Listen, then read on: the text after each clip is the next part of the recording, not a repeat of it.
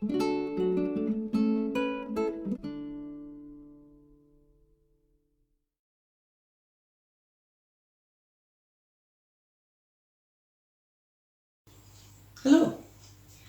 At the end of the last video I made, I said I would do this one on intaglio engraving, so that's what we'll cover today. To start with, I should probably explain what I mean by intaglio engraving. In part 3, we covered surface engraving, just using the burrs to make marks on the surface of the glass, white marks to make your pattern. And that's great, particularly when you have thin glass, and by adding shading to it, it can look stunning. But intaglio engraving is a little bit different.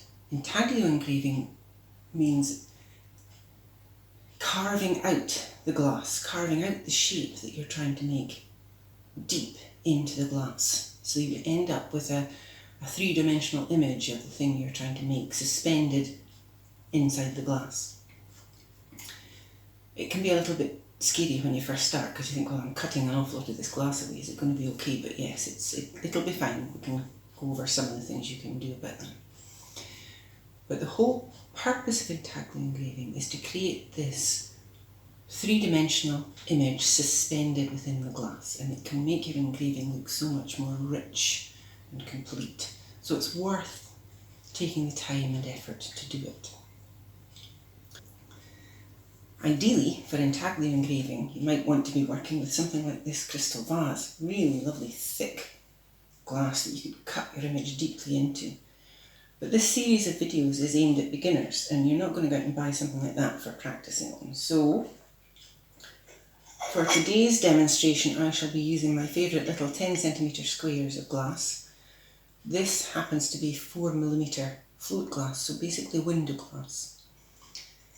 4mm isn't terribly thick, but it's plenty thick enough to be able to demonstrate the effect of intaglio engraving.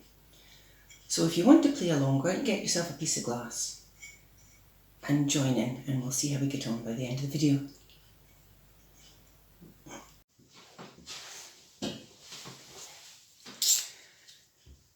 So for this demonstration, I'm going to do a little engraving of a tree.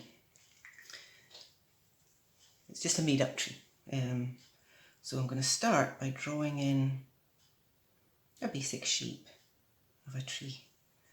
This poor old tree's obviously had a hard life. It's been standing in the corner of a field and the wind's got to it and it's all twisted and pulled out of shape by the wind.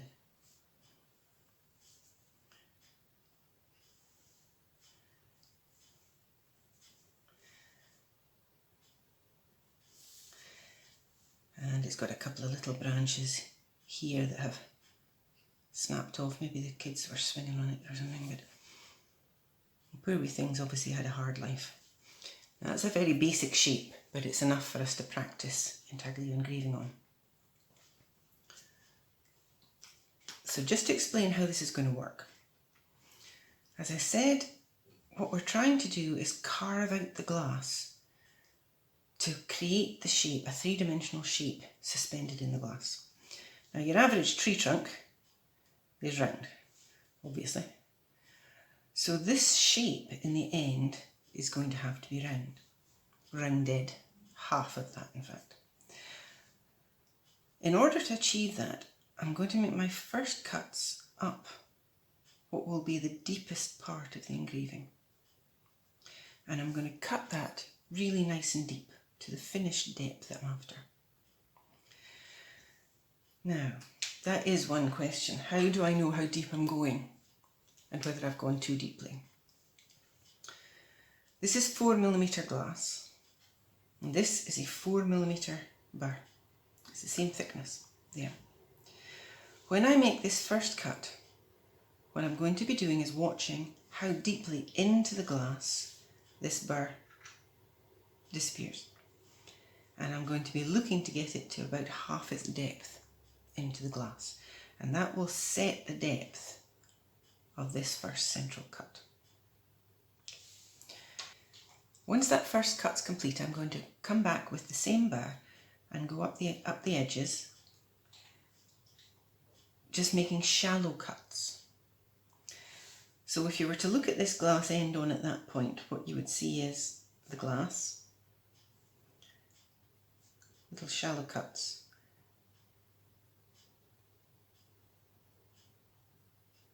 and deep cuts. There would be a ridge here. So the third stage is to come back and smooth out those ridges to give us the contour we want within the glass. That's the basic process. This little branch here is coming from the front of the tree and pointing towards us. That means the deepest part of the engraving I want to be here. And then when I contour this one back, this end should match the contour of the deepest part here. Conversely, this little branch is pointing away from us, so this one can be a little more shallow. When it comes to the narrow branches, just the depth of the bar cutting into it will be enough to give me that hollowed contour on the glass. So that's how we're going to cut it. So I'll go and make a start on that just now. So here you can see I've already started making the first deeper cuts into the glass. I haven't bothered transferring the outline onto the glass with a white Arkansas stone that I would normally do, just because it's such a simple shape. I'm not too worried. All that I'm trying to do is get this first cut to the depth that I need. Now, the way I do that is not necessarily by pressing the bit harder into the glass.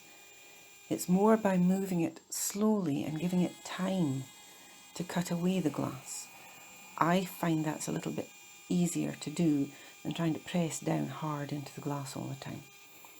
And by repeatedly going over and giving the bar plenty of time to cut down, you can see I'm getting quite deep into this glass now.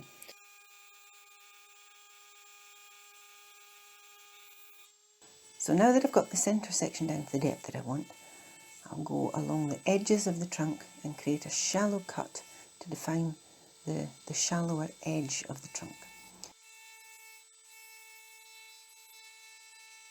And then you'll be able to see here how I'm having to go over that little ridge I talked about earlier on and cut that back to give me a smooth shape and a smooth contour within the trunk.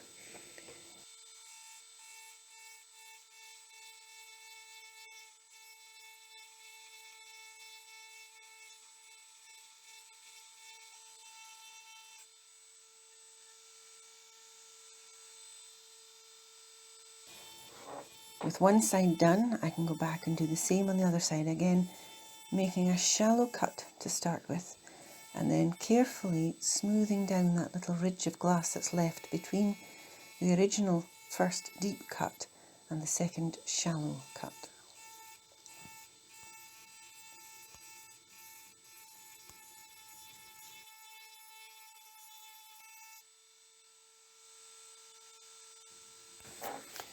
The best tool that you have to decide when you've managed to smooth out all the ridges and create the shape you want in the glass is really your fingertips. If you feel over the surface of the engraving, you'll be able to feel whether you've got rid of that little ridge and created that nice smooth contour.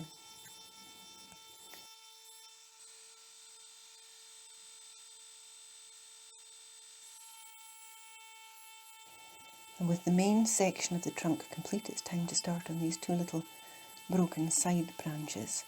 As I said, this first one is going to be looking as if it's coming out of the tree trunk towards us slightly. I'm going to start then at this end of the little branch and cut it really very deeply into the glass.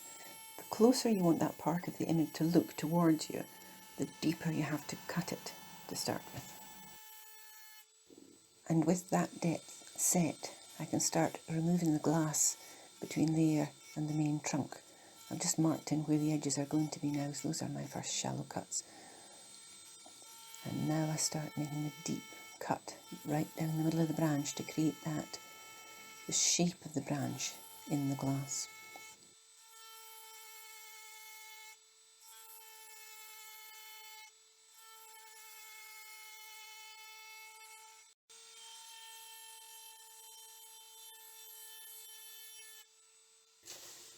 with the first little branch done, I can move on to the second one, and this one is just a little bit different because it is coming out of the back of the trunk and pointing away from me.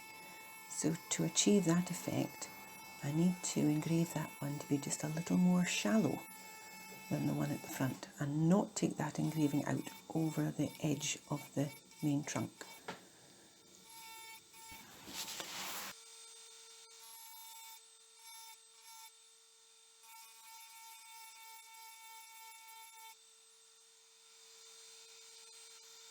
And now it's just a case of going and filling in the rest of the little branches. I don't need to worry so much about doing a deep cut and then shallow cuts for these. They're much thinner. Just the rounded shape left by the burr will create the nice little hollow shape for the branches. What I do have to do though with this first one is try to match in the depth of it as it comes down to the bit that's already been engraved.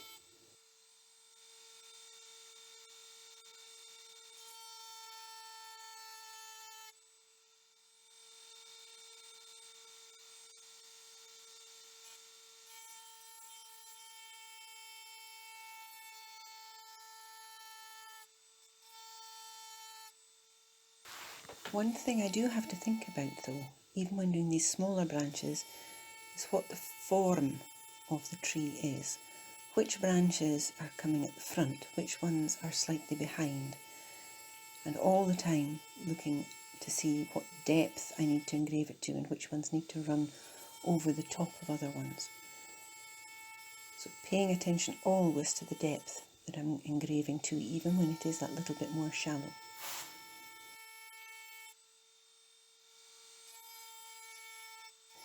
I'm just going to move to a slightly smaller 2mm burr to finish off the last little bits and pieces of the branches here.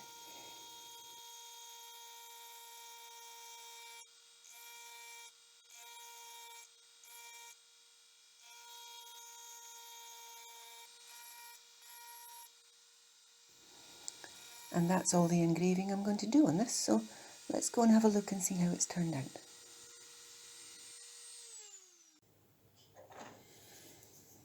And that's the finished engraving. And I'm really hoping you can see in here what I can see. The intaglio engraving has made this whole trunk look rounded, look as if it actually has a three-dimensional form within the glass. Cutting the depth on this branch here makes it look as if it's running across the front of this area and joining into the tree at the front. Making this one a bit more shallow makes it look like it's sticking out the back of the tree. You get the same effect up here quite nicely, but this one's clearly coming down joining onto the front of the tree trunk. Now bear in mind, I've added no shadow to this engraving at all. This is exactly as it comes out from the engraving process.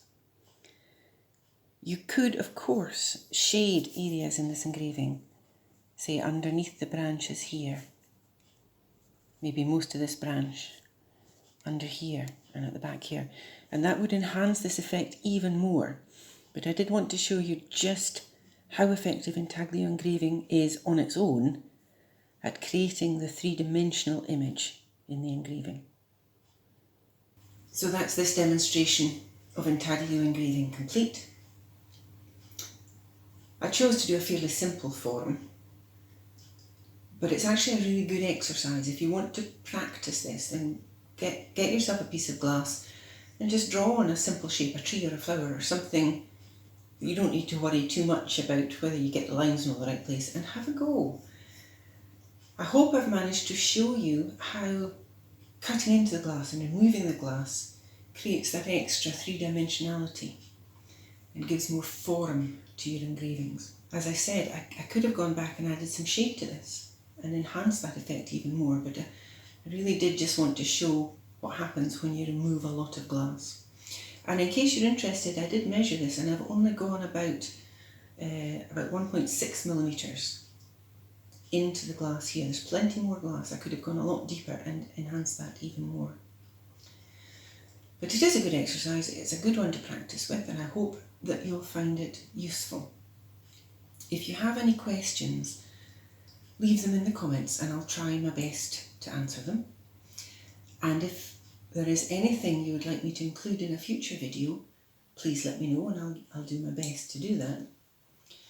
On that note, one of my subscribers has asked me to do a step-by-step video on pet portraits, which I'm delighted to do. So that will be my next subject. It's quite a big subject, so I might need to cover a couple of videos, but step by step, starting from the very beginning, selecting your image through to the final product is where I'm going. So if you'd like to see that, then click the subscribe button, or there's a notify button, and once I get that made, you'll get to see how that works out. In the meantime, I hope you found this useful, and thank you very much for watching.